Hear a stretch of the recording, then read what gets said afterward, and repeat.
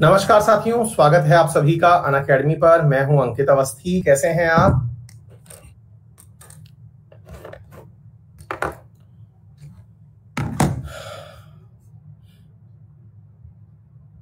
हाँ, बहुत बढ़िया।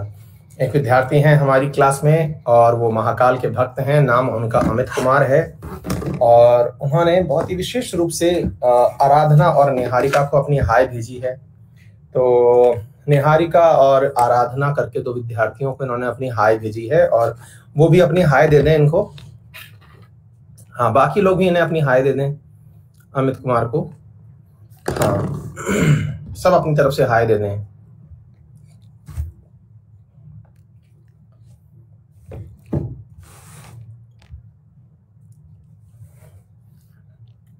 ये हाय हाय नहीं करना है, केवल हाय कर सकते हैं।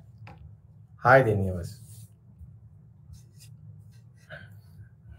अमित कुमार महाकाल के भक्त जो हैं, इन्होंने लिखा है दो बच्चियों के लिए विशेष रूप से हाय। और अपनी क्लास में तो इतना प्यार है, इतना मोहब्बत है सबके बीच में कि ये पूरा पूरा मतलब एक तरह से समझिए कि दिल गार्डन गार्डन हो गया है देख करके इस प्यार को।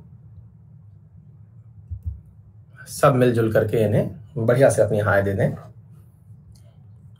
हाँ, बहुत अच्छे। आप कितने प्यारे भाई बहन हैं सब लोग आपस में, एक दूसरे को कितनी बढ़िया से मतलब इन अमित कुमार का तो दिन ही बन गया है आज, इतनी हाय पा गए हैं ये।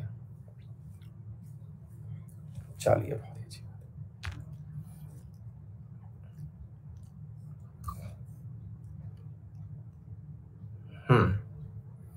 चलिए तो शुरू करें। स्वागत है सभी का। जो भी विद्यार्थी मेरे साथ जुड़ गए हैं सभी का स्वागत। मैं हूं अंकित अवस्थी, आपका स्वागत है अनअकैडमी पर।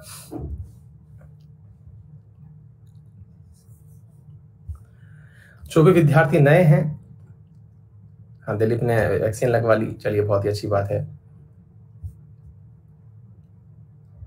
हाँ जी, जो भी विद्यार्थी नए हैं उन्हें बता दें कि जो भी कंटेंट आपको यहाँ दिया जा रहा है, आप उसे कंटेंट को पूरी तरह डाउनलोड कर सकते हैं।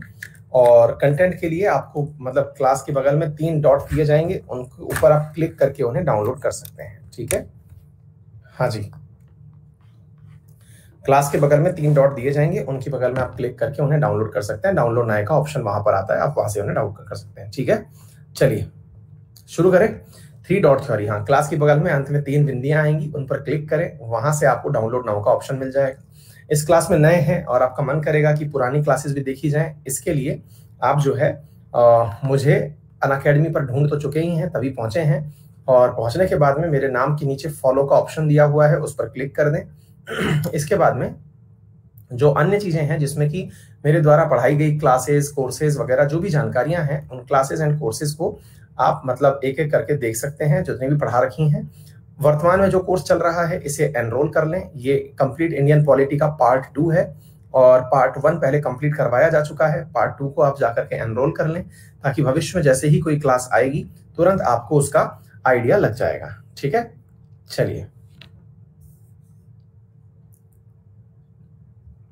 इसके नोट्स अरविंद बिश्नोई नहीं बनाने हैं, खुद के लिए कुछ अगर याद रखना है तो याद रख लें, बाकी सब कोई दिक्कत नहीं है। हाँ बिल्कुल गौरांग, बिल्कुल। सुशांत गिरी को पहले पॉलिटी समझ नहीं आती थी, आपसे पढ़ने के बाद अचानक से इंटरेस्ट बढ़ गया है, आप इंस्पिरेशन है। बिल्कुल वैसे ही हो गया। पहले मैं बहुत दुबला पतला हुआ करता था, जब से एंड्यूरा मास खाया है अपने फिट और हेल्दी फील कर रहा हूँ। थैंक यू एंड्यूरा, thank you Sushant, thank you so much. पहले मुझे पॉलिटी नहीं आया करती थी, अब मुझे पॉलिटी आ रही है। Thank you. हाँ नंदनी, बहुत सारा आशीर्वाद। आज भी खाना खा के नहीं, नहीं नहीं, अभी तो हम पसीने नहीं सुखा पाए, बस भागते हुए आए हैं अभी।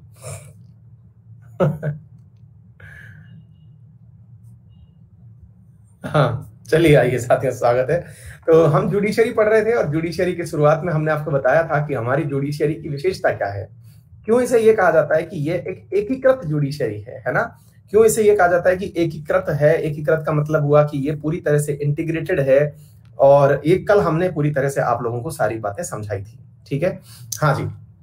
तो हम चर्चा कर रहे हैं चीफ जस्टिस, मतलब ये सब बातें बताएंगे। आप देख लीजिए आज क्या क्या आपको पढ़ना है। जो बेसिक बातें हैं वो तो हम सब चर्चा में लेकर के ही आएंगे। क्या क्वालिफिकेशन है, क्या एज है, क्या टेन्योर है, क्या इम्पीचमेंट का प्रोसेस है, ज्यूरिडिक्शन क्या है, अपीलेट ज्यूरिडिक्शन क्या है, एडवाइजरी ज्यूरिडिक्शन क्या है, कोर्ट ऑफ रिकॉर्ड क्या है, जुडिशियल रिव्यू क्या है, सर्वोच्च न्यायालय की शक्तियां कौन कौन सी हैं, आप ये सब चीजें जानेंगे आज।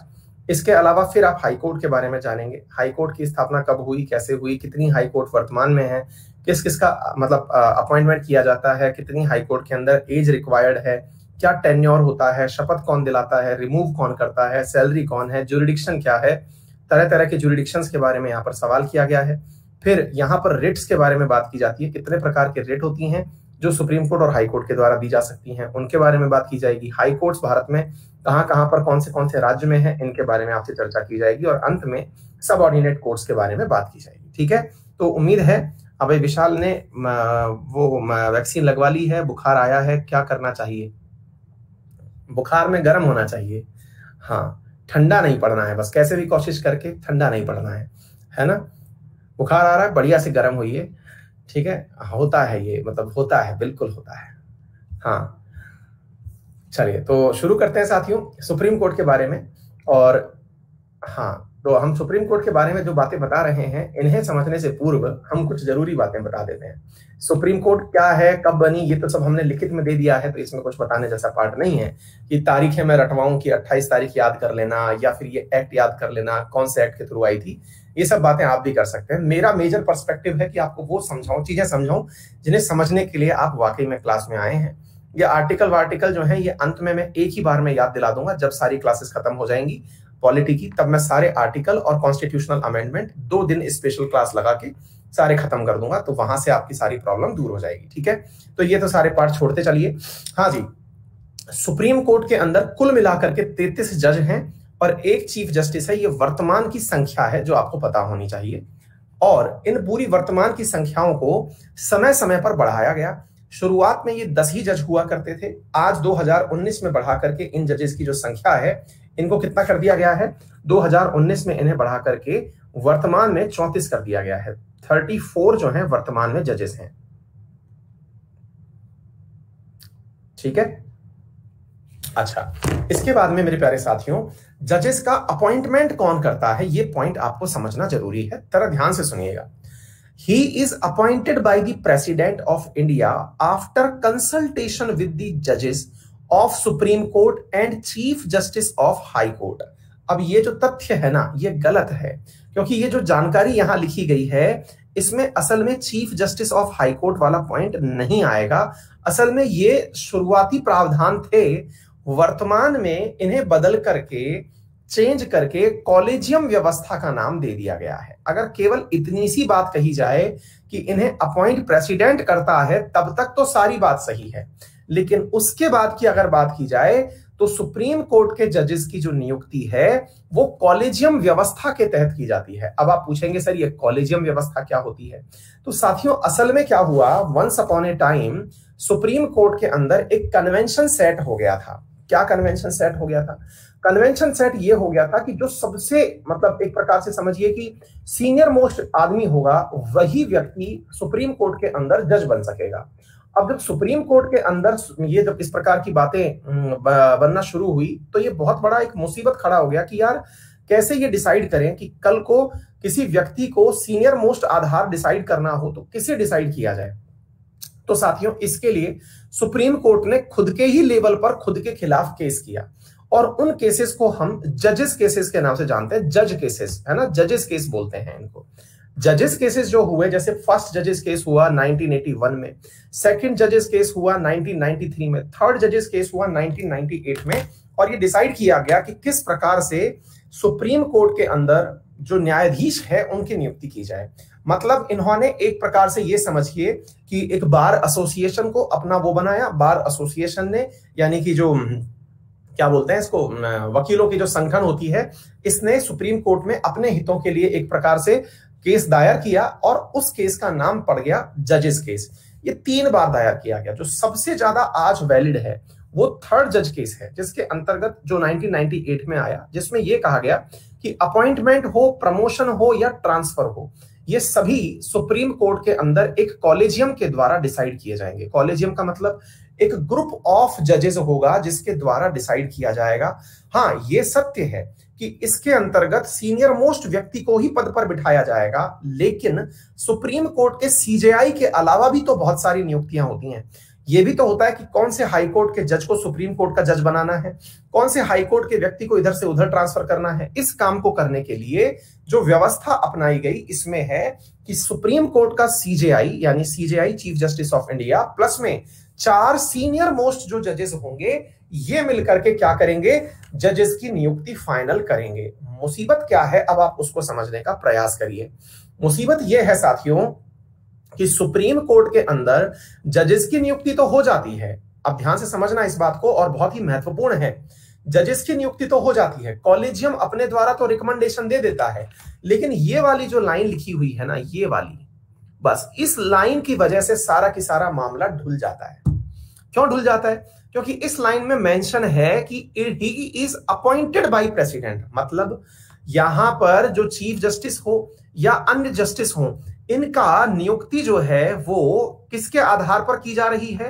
प्रेसिडेंट कर रहा है। मुसीबत यह है कि वो कॉलेजियम की सिफारिश पर कर रहा है, लेकिन कहीं भी ये लिखा हुआ नहीं है कि कॉलेजियम की सिफारिशें कितने दिन में मान लेना जरूरी है। देखो, सुप्रीम कोर्ट के अंदर पहले तो 2 बातें समझने का प्रयास करो। भारत के अंदर जब भी भारत की शासन व्यवस्था को समझने का जिसने प्रयास किया, वो 2-3 चीजों में कंफ्यूज हुआ। किन किन चीजों में कंफ्यूज हुआ? पॉइंट नंबर 1, भारत में बड़ा कौन? अक्सर विद्यार्थी मुझसे भी क्लास में ये क्वेश्चन पूछ ही लेते हैं दाएं बाएं घुमा के, सर न्यायपालिका बड़ी है कि कार्यपालिका बड़ी है? प्रधानमंत्री बड़ा है कि सीजेआई बड़ा है? बड़ा क्यों? क्योंकि हमारे देश में ना, हमारी पैदाइश इस प्रकार से, ऐसे माहौल में हमारी जो बढ़ोतरी है ना, हम लोग जहां बड़े हुए वो माहौल ही ऐसा है, वहां पे बड़ा मतलब बहुत बड़ा। हमारे यहाँ पर साइकोलॉजिकल बैरियर है कि अगर आप कुछ बने तो बड़े बने, यानी आपके जाते ही सामने वाला खड़ा हो जाए। ये हमारे यहाँ का कन्वेंशन है। और आपको पता है, इस कन्वेंशन के लिए भारत की जो कॉन्स्टिट्यूशन ऑफ इंडिया अपनी पुस्तक है, इसमें बकायदा हायरार्की लिखी हुई है। हायरार्की का मतलब भारत में नंबर 1 व्यक्ति कौन होगा, नंबर 2 व्यक्ति कौन होगा, ये सारी बातें हायरार्की के साथ अपनी किताब के अंदर लिखी हुई है प्रॉपर तरीके से, कि सबसे ऊपर कौन, उसके बाद कौन। कभी पढ़ाएंगे, आपको जानकारी के लिए दे देंगे, है ना। तो ऐसी स्थिति के अंदर ये जो पूरी हायरार्की है कि प्रेसिडेंट नंबर 1 पर है, नंबर 2 पर, इनके जाने पर ये खड़ा होगा, इनके जाने पर ये, मतलब अगर कहीं पर कोई भी बैठक हो रही है तो सबसे पहले मुख्य में, केंद्र में कौन बैठेगा, क्योंकि हम इसी प्रकार के माहौल में बड़े हुए हैं। तो ये माहौल, जैसे हम ही जैसे लोग ही तो जाकर के कभी सुप्रीम कोर्ट में गए, कभी कोई मतलब नेता नगरी में गए। तो अब होता क्या है कि इस पूरी लड़ाई में एक तरफ है जुडिशरी, एक तरफ है एग्जीक्यूटिव, एक तरफ है लेजिस्लेचर। हर व्यक्ति अपने आप को बड़ा करने में लग रहा है। तो लेजिस्लेचर जो है उसका फ्रंट या मुखौटा कौन है? कार्यपालिका यानी एग्जीक्यूटिव है। तो एग्जीक्यूटिव वर्सेस जुडिशरी इंडिया में चलता रहता है, यानी एनी टाइम इनके बीच में खींचतान मची रहती है। ठीक बात है। जुडिशरी और एग्जीक्यूटिव में जुडिशरी ने अपने द्वारा खुद की नियुक्ति कर दी। ये कह दिया कि साहब हमारे फलाने सिंह जो हैं वो अगले जज होंगे। ना उसमें कोई रिजर्वेशन का आधार माना गया, ना उसके अंदर कोई ऐसा आधार की कोई परीक्षा ले ली गई हो, या फिर कोई सरकार की तरफ से रिकमेंडेशन ले ली हो, कुछ नहीं। अपनी तरफ से बताया कि भाई हाई कोर्ट के वो जो जज हैं वो अब सुप्रीम कोर्ट के जज होंगे। सरकार को पता चल गया कि बेटा तुम अल्टीमेटली आओगे हमारे पास ही, क्योंकि नियुक्त करने का अधिकार हमारे पास है, क्योंकि हम ही हैं फाइनल एग्जीक्यूटिव। और एग्जीक्यूटिव में कौन? तो हमारे पास 2 प्रकार के एग्जीक्यूटिव होते हैं, मैंने पहले भी बताया था। एक होता है डी ज्यूरे, एक होता है डी फैक्टो। डी ज्यूरे यानी कि नॉमिनल हेड हमारे इंडिया का कौन है? प्रेसिडेंट। तो प्रेसिडेंट को अपॉइंटमेंट देना है उस व्यक्ति को कि भाई लीजिए, आज से आपकी कार्य शुरू हुआ। लेकिन आपको जान करके आश्चर्य होगा साथियों, multiple numbers are suggested by the Supreme Court as well as by the High Court, but कोई नियुक्ति अब तक हुई नहीं है। वैकेंसी है हाई कोर्ट्स में 40% की वैकेंसी चल रही है, क्योंकि ईगो क्लैश कहां हो रहा है? ईगो क्लैश ये हो रहा है कि तुमने अपनी मर्जी से अपने लोगों को बिठाया और हमारा इंटरफेरेंस इसमें है नहीं। तो ऐसे कैसे हो सकता है कि हमसे बिना पूछे आप किसी व्यक्ति को पद पर बिठा रहे हैं? क्योंकि अल्टीमेटली सिलेक्शन आप भले ही कर लें, लेकिन अपॉइंटमेंट तो हम देंगे। आ गई बात समझ में? तो ये जो व्यवस्था है ना, इसमें इस प्रेसिडेंट शब्द को भूल मत जाना। कभी आपसे कोई पूछ ले कि बताइए मतलब भारत के अंदर सुप्रीम कोर्ट के जजेस की नियुक्ति कैसे होती है, और आप लपक के आंसर दे दिए कि कॉलेजियम के द्वारा होती है, तो मर गया। क्योंकि नियुक्ति नहीं होती है, अपॉइंटमेंट नहीं होता है, ये सजेस्ट करता है, सिफारिश करता है। आ गई बात समझ में? कर्ता नियुक्ति प्रेसिडेंट ही है, ठीक है ना? चलिए, तो ये बात तो पहली समझ में आई। फिर आप पूछेंगे सर जजेस की नियुक्ति और सीजेआई की नियुक्ति, इन दोनों में कोई अंतर है क्या? बिल्कुल है। जो थर्ड जज केस था 1998, उसमें कहा गया कि सीजेआई प्लस 4 सीनियर मोस्ट जज जो होंगे, कहां के? सुप्रीम कोर्ट के, वो अपने द्वारा एक नाम सलाह देकर के भेजेंगे प्रेसिडेंट को कि साहब इस व्यक्ति का अपॉइंटमेंट दे दीजिए। अब असल में अगर सोच के देखो, सुप्रीम कोर्ट ने खुद के जज की नियुक्ति कर ली, उधर की तरफ से प्रेसिडेंट नियुक्ति दे रहा है, तो भैया एक बात बताइए, वो जो अपने मंत्री जी हैं रविशंकर प्रसाद जी, जो भारत के कानून न्याय मंत्री हैं, लॉ मिनिस्टर जो हैं, फिर वो क्या कर रहे हैं? भाई आपके दिमाग में एक बहुत बड़ा सवाल बनेगा कि भाई फिर वो रविशंकर जी कर क्या रहे हैं? क्योंकि अल्टीमेटली इन्होंने सजेस्ट किया, इन्होंने अपॉइंट कर दिया, तो लॉ मिनिस्ट्री ने क्या किया? हर जगह ही ये है, सुप्रीम कोर्ट ही हाई कोर्ट के जजेस की नियुक्ति करवा रहा है, हाई कोर्ट जो है वो मतलब डिस्ट्रिक्ट जजेस की नियुक्ति करवा रहा है, हाई कोर्ट ही मजिस्ट्रेट की परीक्षा ले रहा है। तो भाई लॉ मिनिस्ट्री आफ्टर ऑल क्या क्या रही है? क्या आपको मेरी बात समझ में आई? तो आंसर है मेरे प्यारे साथियों, कर क्या रही है? ये राष्ट्रपति के लिए नियुक्ति का रास्ता ये कानून मंत्रालय तो तय कर रहा है। राष्ट्रपति तो अल्टीमेटली वो सारे कार्य करने के लिए बाध्य है जो आर्टिकल 74 के तहत उसे काउंसिल ऑफ मिनिस्टर कहेगी। क्या आपको मेरी बात समझ में आ रही है? Because there is a council of minister to aid and advice to the president. तो प्रेसिडेंट अगेन एक मुखौटा है। सही मायने में कौन सा मंत्रालय काम कर रहा है? लीगल मंत्रालय जो है ना, आपका लॉ मिनिस्ट्री जो है। आ गई बात समझ में? तो इस प्रकार से कानून मंत्रालय की एंट्री होती है, अदरवाइज तो जरूरत ही नहीं है ना। अपॉइंटमेंट अगर राष्ट्रपति को देना है और मतलब और इनको लोगों को सजेशन देना है, तो फिर क्या मतलब है? फिर तो कोई मतलब ही नहीं है, फिर तो सारे काम इन दो को ही करने चाहिए थे। फिर पद लीगल मिनिस्ट्री का मतलब क्या है? तो बहुत बड़ा मंत्रालय हो गया एक तरह से, तो ये समझिए आप, क्योंकि अल्टीमेटली उसका तो सीधा पूरी जुडिशियरी के ऊपर कंट्रोल हो गया। क्लियर है? अच्छी बात। अच्छा, इसके अलावा और कौन सी बात हम पकड़ सकते हैं? तो हमने क्या बताया, जजेस की नियुक्ति होगी तो 1+4 सीनियर मोस्ट जजेस होंगे जो कि ये डिसाइड करेंगे कि किस व्यक्ति को किस पद पर बिठाया जाना है। ठीक है? अच्छा, और मतलब अपने द्वारा सलाह देके भेजेंगे। और अगर कोई पूछे सीजेआई की एंट्री कैसे होगी, तो भारत के अंदर यह प्रावधान किया गया है कि सुप्रीम कोर्ट के अंदर अगर सीजेआई बनाना है तो वर्तमान का जो चीफ जस्टिस ऑफ इंडिया है वही अपने द्वारा सीनियर मोस्ट जज का नाम बता के जाएगा।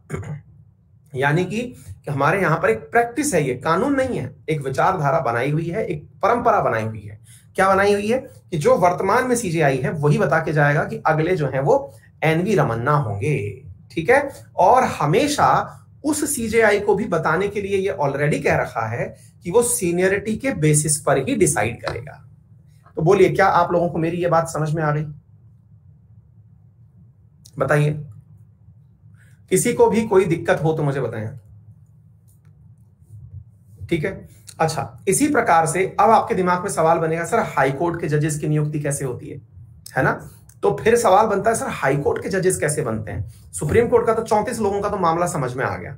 ठीक है, फिर 34 लोगों के बाद में सर सवाल ये बनता है कि जो हाई कोर्ट के जजेस हैं उनकी नियुक्ति कैसे होती है? मैंने कहा भाई हाई कोर्ट में भी एक चीफ जस्टिस होता है, उसकी नियुक्ति भी प्रेसिडेंट करता है, और प्रेसिडेंट जो है वो नियुक्ति करते समय राज्य के गवर्नर से सलाह लेता है, राज्य का गवर्नर सलाह देता है। लेकिन कौन सा जज जो है वो हाई कोर्ट में सीजे बनेगा, इसका डिसीजन जो है ये कौन लेता है? कॉलेजियम लेता है। यानी कि कॉलेजियम जो है वो अपने द्वारा फाइनल करके बताता है कि इस जज को आप मतलब अपने यहां पर सीजे बनाइए। इसके अंतर्गत वो कार्य क्या करता है? वो पहले रिकमेंडेशन और प्रपोजल मंगवाता है सुप्रीम कोर्ट के अंदर कॉलेजियम वहां के मुख्यमंत्री से, और मुख्यमंत्री से रिकमेंडेशन मंगवाने के बाद में वो अपने द्वारा सजेस्ट करके भेजता है कॉलेजियम नाम गवर्नर को, और गवर्नर और मुख्यमंत्री जब अपनी अपनी सहमति उसके ऊपर दे देते हैं तो फिर वही पूरा की पूरा अपॉइंटमेंट शुरू होते हुए कहां से? पूरे यूनियन गवर्नमेंट में लॉ मिनिस्टर से होते हुए फिर प्रेसिडेंट के द्वारा नियुक्त होके आता है। यानी कि हर जगह होना प्रेसिडेंट ही है, लेकिन हाईकोर्ट के मसले में गवर्नर से और चीफ मिनिस्टर से भी सलाह ली गई है। क्या आपको यह बात समझ में आ गई? बोलिए, किसी को यहां तक कोई भी दिक्कत हो तो बताएं। अगर कॉलेजियम के साथ, अब कई बार दिमाग में आपके ये सवाल भी बनता होगा, सर कॉलेजियम काम कैसे करता है ना, मतलब बहुत बड़ा सवाल है, क्योंकि सर इतने सारे लोग हैं, और इतने सारे लोग हैं, 4-5 लोग हैं, किसी के अलग अलग, किसी मान लीजिए किसी ऐसे ही व्यक्ति को उठा करके बैठा दिया कि तुम ही बनोगे बेटा जज आज से, तो सर ऐसी स्थिति में तो बवाल हो जाएगा, फिर क्या चलता है। तो ऐसा होता है ना साथियों कि पहले रिकमेंडेशंस जिन लोगों की होनी है उन्हें केंद्र मंत्रालय के पास भेजा जाता है कि सर हम इन लोगों को नियुक्त करना चाहते हैं। उन नामों की पहले पूरी इंक्वायरी, इन्वेस्टिगेशन की जाती है। मतलब सबसे पहले, जैसे मान लीजिए, मैं आपको पूरा तरीका से सिस्टम बताता हूं। मान लीजिए कि अगर कॉलेजियम ने 4 लोगों के नाम सजेस्ट किए, बोले सर ये 4 लोग हैं, इन्हें हम मंत्री वो बनाना चाहते हैं, मतलब जज बनाना चाहते हैं।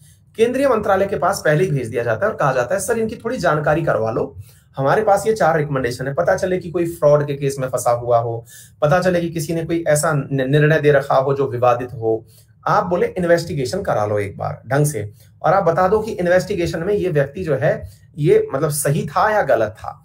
अगर आप कह देंगे कि ये व्यक्ति सही था, तो हम आपके कहने पर इस व्यक्ति की नियुक्ति जो है वो आगे के बारे में, इसके बारे में चर्चा कर लेंगे कि हाँ भाई इसको रखना है कि नहीं रखना है। ठीक है ना। चलिए आगे देखते हैं। अब क्या होता है साथियों, यहां से एक विद्यार्थी पूछ रहा है यूपीएससी के विद्यार्थी भी इस बैच को देख सकते हैं क्या? हाँ बेटा, अगर तुमने यूपीएससी की फीस भी दे रखी है और फिर भी ये देख रहे हो तो तुम जरूर देख सकते हो, क्योंकि फिर तो तुम महान कैटेगरी में रखे जाओगे। मतलब तुम अपने आप में कॉलेजियम के प्राणी हो, तुम गलती से इस क्लास में आ गए हो, कॉलेजियम में जगह है तुम्हारी, हमारा सौभाग्य है। हाँ जी, कुछ विद्यार्थियों को ना कुछ गलत फहमियां हो जाती हैं। गलत फहमियां ऐसे हो जाती हैं, और यूपीएससी में हमारे साथ कईयों के साथ ऐसी दिक्कत हुई है। बच्चे सोचते हैं कि हमने 50,000 रुपए दे दिए तो भैया अब हम बन गए यूपीएससी के विद्यार्थी और अब हम कलेक्टर ही बन के निकलेंगे। मुसीबत यह है कि पैसे से अगर कोई बनता तो मेरे पास खूब पैसा है भैया, मैं प्रधानमंत्री के लिए आवेदन करता। पैसे से ना कुछ होता भैया, यहाँ पढ़ना पड़ता है, मेहनत करनी पड़ती है ना। पैसे से ही अगर होने लग जाए कि साहब आज तो मन कर रहा है सर आज डॉक्टर बनना है, तो नीट का सब्सक्रिप्शन ले लेते हैं, ठीक रहेगा। नीट का सब्सक्रिप्शन लिया, पढ़ लिए कि हाँ भाई बढ़िया डॉक्टर होगा सर, फील आ रही। ऐसे नहीं ना होता है ना। चलिए, तो भाई आपको बात समझ में आ गई कि हम क्या कह रहे हैं। तो ये जो कॉलेजियम है ये अपने द्वारा, तो सेंट्रल गवर्नमेंट जो है वो पूरी इन्वेस्टिगेशन करने के बाद कॉलेजियम के पास फिर से भेज देती है रिकंसिडरेशन के लिए कि आप एक काम करिए, आपके पास में आपने जो जानकारी मांगी थी, हमने ये काम मान लिया है कि ठीक है आप सही कह रहे हैं। ठीक है। अच्छा, अब कॉलेजियम की रिकमेंडेशंस को ध्यान में रखने के बाद में सेंट्रल गवर्नमेंट जब मतलब ये पूरी जानकारी भेज चुका होता है, फिर कॉलेजियम अपने द्वारा फाइनल डिस्कशन करके अप्रूवल के साथ भेज देता है कि सर इस बात को, अब इस व्यक्ति को आप जो है नियुक्त कर दीजिए। ये सारे के सारे कार्यक्रम में एक चीज आप लोगों को ध्यान रखनी होती है, और वो ये है कि ये लोग आम सहमति से निर्णय लेते हैं, यानी कॉलेजियम के जो लोग हैं ये आम सहमति से निर्णय लेते हैं। ठीक है। तो ये सारी की सारी जानकारी आपको मैंने दे दी है। भारत के अंदर अगर किसी व्यक्ति को, अगर आप में से भी कभी मन आ जाए कि सर आज तो कुछ तूफानी करना है ना, मतलब तूफानी करने से मतलब है कि सर मेरा मन तो है कि मैं थोड़ा सुप्रीम कोर्ट के अंदर जज वज बन जाऊं, थोड़े ठीक ठाक से मतलब काम भी हो जाएगा, बढ़िया से फीलिंग भी आ जाएगी, तो क्या योग्यता मेरे पास होनी चाहिए, पहला सवाल बनता है। तो भाई पहला सवाल जो बनता है कि इसमें क्या योग्यता होनी चाहिए, तो योग्यताएं आपके सामने गिवन है, और उन योग्यताओं के अंतर्गत ये आपसे कहा गया है कि कोई भी व्यक्ति अगर भारत का नागरिक हो और उसको हाई कोर्ट में जज रहने का 5 साल का एक्सपीरियंस हो, या फिर वो हाई कोर्ट में 10 साल तक एडवोकेट रह चुका हो, और वो प्रेसिडेंट की नजर में एक डिस्टिंग्विश्ड जूरिस्ट हो। अब इसका क्या मतलब है, अब इस बात को ध्यान से समझना। डिस्टिंग्विश्ड जूरिस्ट में, और वो भी प्रेसिडेंट की नजर में। देखिए प्रेसिडेंट की नजर में नजर कुछ होती नहीं है, नजर तो देखने वाले की होती है। क्यों? क्योंकि असल में तो लॉ मिनिस्टर है जो देख रहा है, प्रेसिडेंट तो एक मुखौटा है। लॉ मिनिस्टर की नजर में होना चाहिए कि ये व्यक्ति ठीक ठाक है कि नहीं है, कि यदि मान लीजिए हमने इस व्यक्ति को बिठाया तो ये हमारे खिलाफ कितनी फाइलें खोलेगा। हालांकि इस लाइन को लिखा नहीं जाता है ना, कि पता चलेगा कि साहब अच्छा तो सर ये सोच के करते हैं क्या, नहीं नहीं नहीं, ये तो ऐसे करते हैं एमिनेंट जूरिस्ट, उसे न्याय करना आता है कि नहीं, है ना। हाँ, तो इस प्रकार की जब चीजें डिसाइड कर ली जाती हैं तब कॉलेजियम इस प्रकार की योग्यता रखने वाले किसी भी व्यक्ति को, तो कल को मान लीजिए आपने वकालत के अंदर, जैसे कि मैं अभी जल्दी करने वाला हूं, तो मैं बढ़िया से अपना नाम हाईकोर्ट में रजिस्टर करवा लूंगा, और रजिस्टर करवा के 10 साल बाद सीधा आवेदन, है ना। कितना आसान है ना बनना, सीधा 34 में एंट्री, क्या बात है। ऐसा ही सोच करके भारत में कम से कम 10 लाख वकील काले कोट पहन के घूम रहे हैं। ठीक है, चलिए तो अब आगे की तरफ बढ़ते हैं। Constitution has not provided provision for minimum age to be a जज।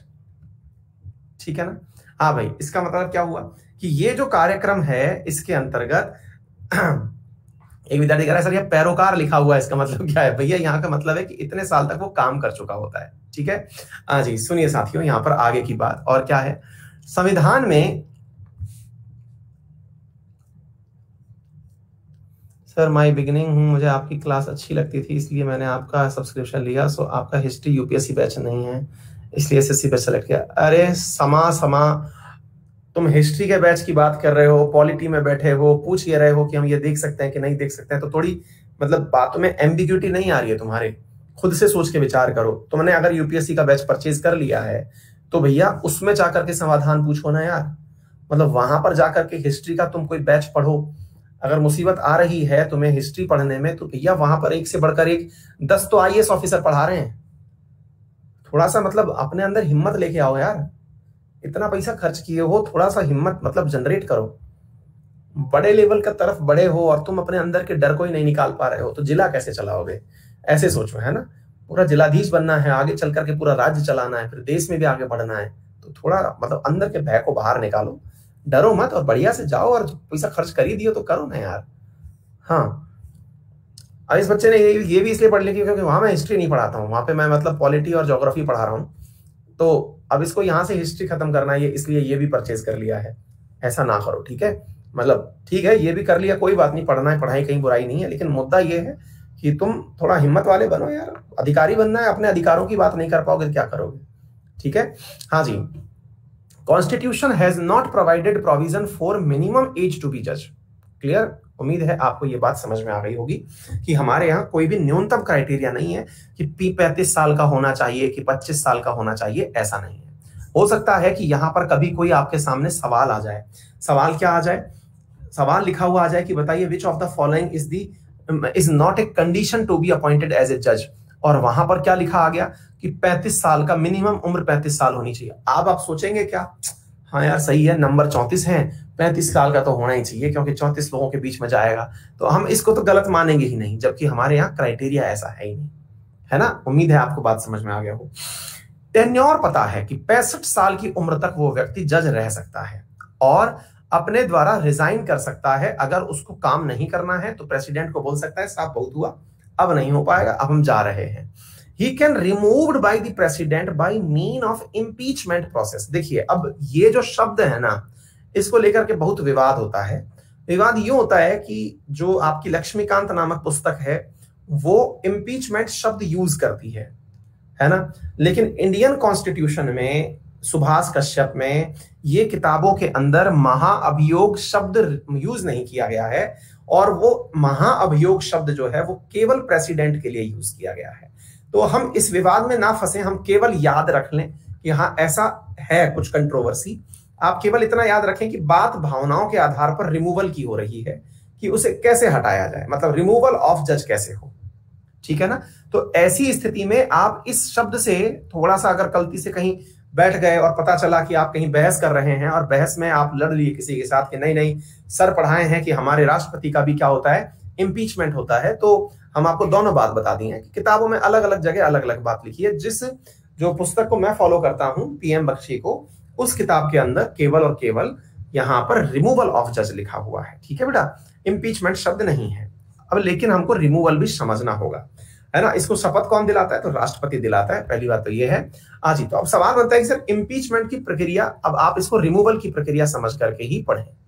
रिमूवल इसको पढ़ें कैसे, आइए देखते हैं साथियों। हाँ, हाईकोर्ट और सुप्रीम कोर्ट दोनों का, ठीक है। हाँ, any member of house of the parliament can initiate removal motion in either house of the parliament, पहला। और मैंने आपको कहा था कि मैं प्रेसिडेंट वर्सेस सुप्रीम कोर्ट दोनों की बातें जो हैं ये क्लियर करूंगा, ठीक है, तो ध्यान से सुनना। हाँ, अभी लेटेस्ट वाली के अंदर शायद वो नहीं लिखा हुआ है, संजीव बिल्कुल ठीक कह रहे हैं। अभी लेटेस्ट जो एडिशन है उसमें से इम्पीचमेंट वर्ड हटा दिया, ये बच्चों ने मुझे बताया था। लेटेस्ट एडिशन मेरे पास नहीं है ना। हाँ, अच्छा सुनिए, any member of the house of parliament can initiate removal motion in either house of the parliament. कहने का मतलब है कि साहब जो वो मेरे पास यार एक्चुअली क्या शायद दूसरा तीसरा संस्करण है लक्ष्मीकांत का, वही घिस घिस के मतलब रंगीन कर रखी है, वहां इम्पीचमेंट दिखा हुआ है, इसलिए मैं इस बात को बोल देता हूं। तो कई नोट्स में भी वही चीजें आ जाती हैं, क्योंकि ये नोट्स ऐसा तो है नहीं कि हमारी टीम बहुत ज्यादा इंटेलिजेंट है या हम बहुत ज्यादा इंटेलिजेंट है कि हम सुभाष कश्यप की तरह खुद ही संविधान लिख दिए। हम भी कट कॉपी पेस्ट ही करते हैं ना भाई, जो स्टैंडर्ड टेक्स्ट बुक हैं, कॉन्स्टिट्यूशन की किताबें हैं, वहीं से हम भी लिख के लाते हैं। तो हम जहां से लिख के लाते हैं वहां से हम भी आपको बता दे रहे हैं कि भाई ऐसा ऐसा है, ठीक है ना। तो कोई बात नहीं, इस आर्ग्यूमेंट में ना फंसे, फिलहाल के लिए पढ़ने पे फोकस करें।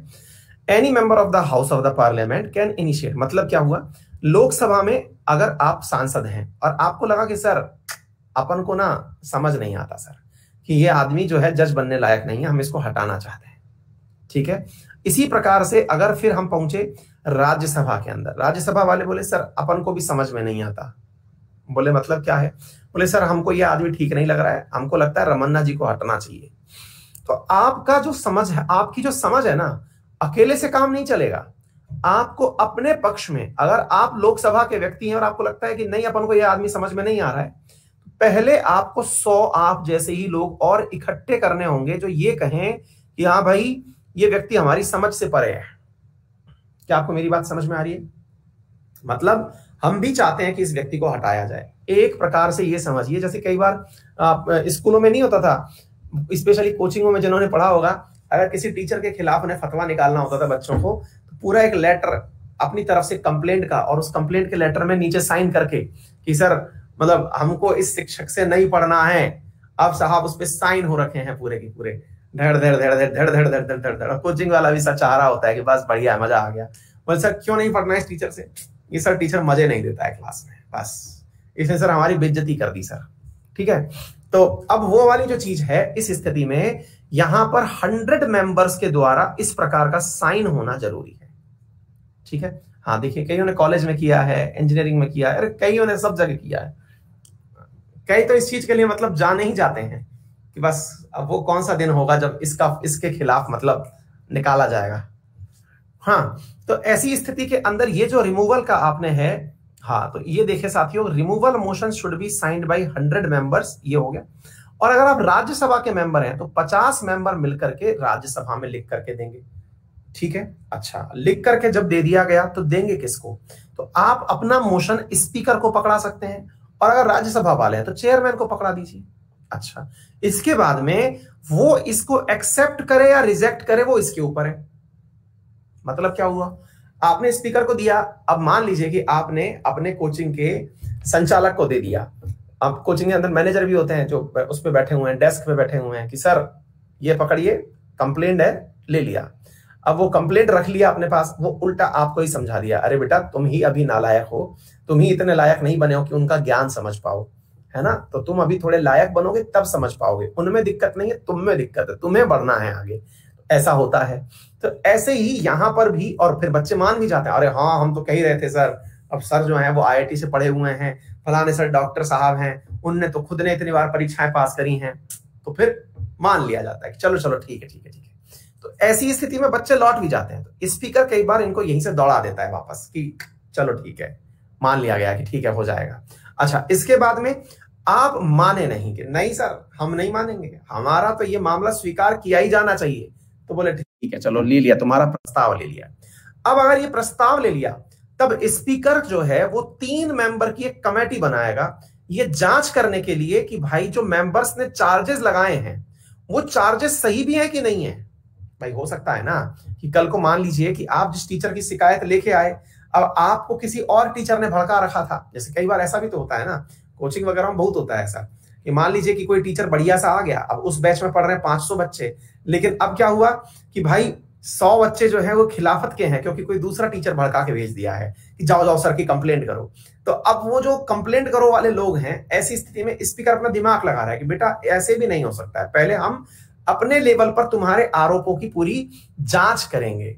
तो भाई ऐसी स्थिति के अंदर क्या हुआ कि द स्पीकर जो है वो एक 3 मेंबर की कमेटी बनाता है जिसमें चीफ जस्टिस और सुप्रीम कोर्ट का कोई जज, चीफ जस्टिस ऑफ कोई भी हाई कोर्ट का उठा करके, है ना। मान लीजिए एक तो CJI खुद उठा लिया, इसके बाद में सीजेआई के अलावा कोई भी हाई कोर्ट का कोई एक जज उठा लिया, सीजे मतलब चीफ जस्टिस उठा लिया, और उसके बाद में एक डिस्टिंग्विश्ड जूरिस्ट, मतलब जैसे कि भाई कोई भी मतलब सरकार जैसे मानती है कि के वेणुगोपाल जो हैं ये मतलब एक बहुत बुद्धिजीवी हैं, या फिर कोई से भी जैसे कपिल सिब्बल हैं, ये कोई भी मतलब एक बढ़िया सा जूरिस्ट उठा लिया, और प्रशांत भूषण उठा लिया, कोई भी उठा के डाल दिया इसमें, ठीक है। चलिए, तो ऐसे प्रकार से कमेटी बनाई गई जो पूरे मामले की जांच करती है। If the committee found the जज guilty, the house of parliament can take motion for consideration.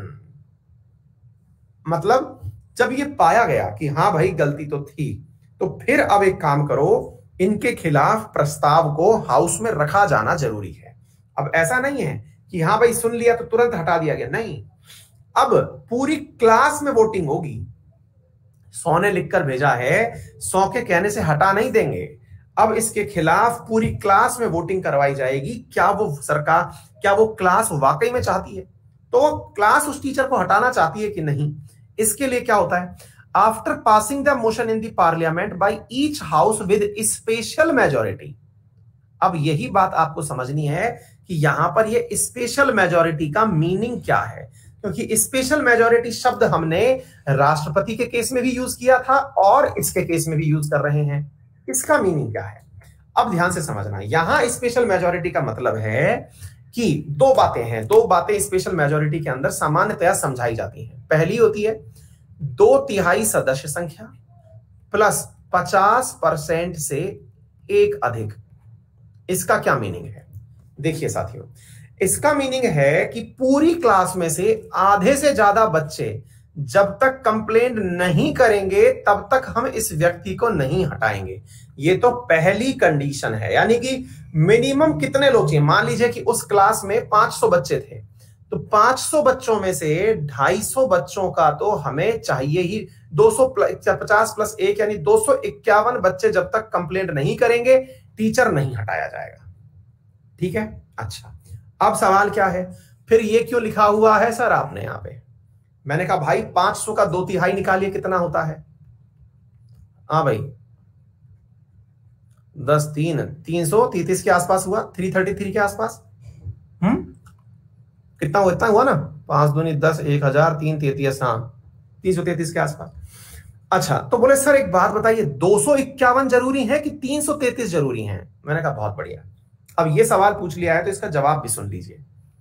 अगर क्लास में 500 की 500 बच्चे उस दिन प्रेजेंट थे जिस दिन वोटिंग करवाई गई थी, तब तो 333 लोगों का समर्थन चाहिए। दोबारा सुनिए, जिस दिन क्लास में पूछा गया कि बताओ कौन कौन इस टीचर को पसंद नहीं करता, तो 500 बच्चे पूरे क्लास में आ गए थे, तो पॉइंट क्या बन गया कि सब 333 लोगों के द्वारा यह कहलवाना कंपलसरी है कि सर हम नहीं पसंद करते। अच्छा, बोले सर इसके अलावा क्या हो सकता है। मैंने कहा मान लो क्लास की स्ट्रेंथ तो 500 की थी, क्लास की स्ट्रेंथ तो 500 की थी, लेकिन उस दिन बच्चे आए 300 ही थे क्लास में। अब जब 300 ही आए थे तो 300 का 2/3 कितना होता है, 200। तो सवाल बनेगा तो क्या 200 बच्चे सर टीचर को हटा सकते हैं। मैंने कहा नहीं, तो फिर कितना हटाएंगे। मैंने क्या कहा, मिनिमम तो इतना चाहिए ही चाहिए। 251 से नीचे तो नंबर जाएगा ही नहीं। अब आ गई बात समझ में। तुम 300 आए हो तो भी 251, तुम 251 ही आए थे तो भी 251, यानी ये 2/3 सिचुएशन तो तब है जब क्लासरूम के अंदर बच्चे ज्यादा आ गए।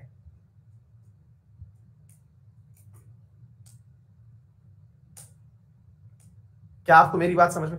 200 आए तो क्या होगा, 200 आए तो उनको दौड़ा दिया जाएगा वापस के, दोबारा मत आ जाना। आ गई बात समझ में, कंसेप्ट समझ में आ गया।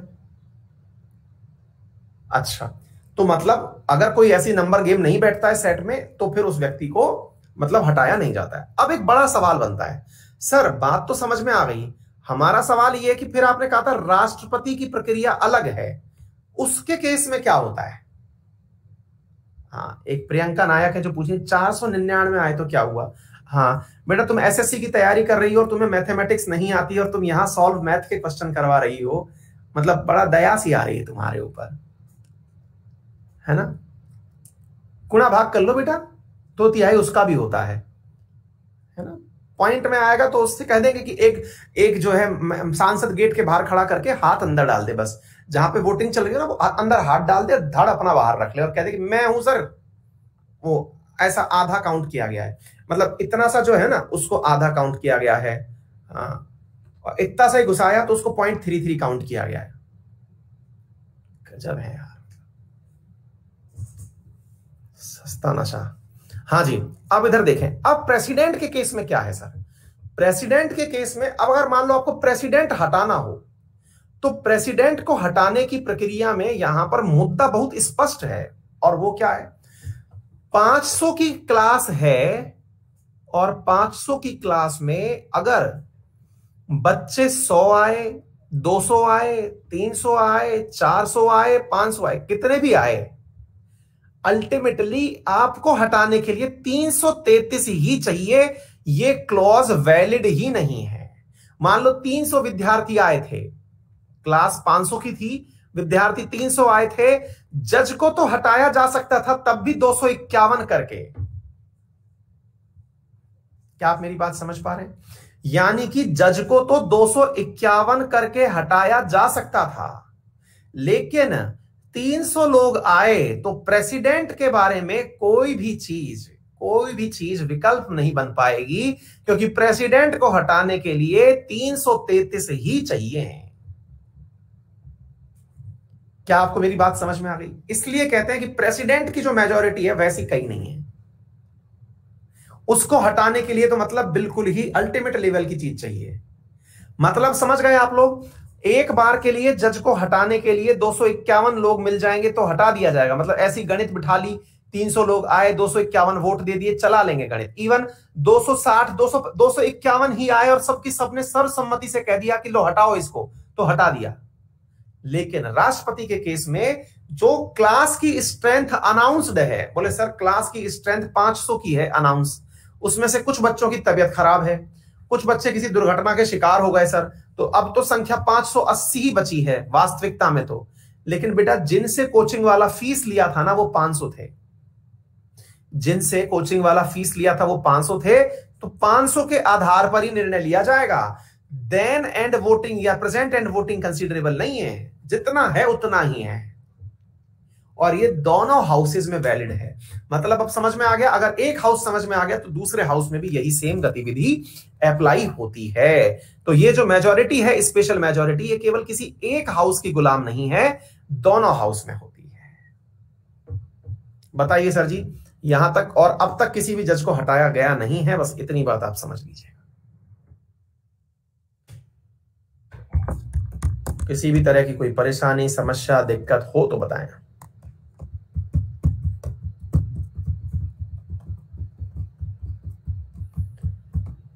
डन। जब दोनों तरफ से पास हो गया, मोशन जब पास हो गया, फिर वो प्रेसिडेंट के पास भेजा जाता है। प्रेसिडेंट फिर उस पास किए हुए ऑर्डर को रिमूव को देता है कि चलिए भैया हट गया। तो मजाक नहीं है। कोचिंग में, स्कूल में, कॉलेज में टीचर को हटाना बहुत आसान है।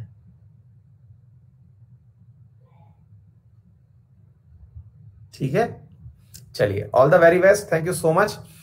प्रधानमंत्री जी ने कुछ घोषणाएं करी हैं, 7:30 बजे हम लेके आ रहे हैं आपकी क्लास में YouTube Wi-Fi स्टडी 2.0 पर। फिर मिलते हैं थोड़ी देर में। Thank you.